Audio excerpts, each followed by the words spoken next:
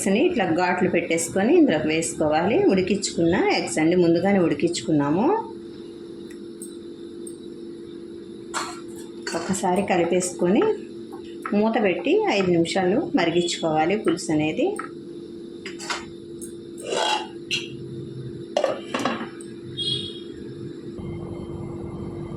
ఒక స్పూనుడు బియ్యం పిండి తీసుకొని వాటర్ పోసుకొని ఉండలు లేకుండా కలిపేసుకోవాలి.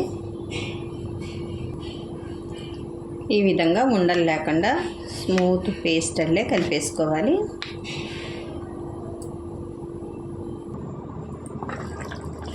ఒకసారి మూత తీసి చూసుకొని ఈ కలిపి పెట్టుకున్న మిశ్రమాన్ని పోసేసుకోవాలి. ఈ విధంగా పోసుకోవటం వలన టేస్ట్ పెరిగిద్ది, చిక్కదనం కూడా వచ్చిద్దండి. పులుసు అనేది టేస్ట్ చాలా బాగుంది.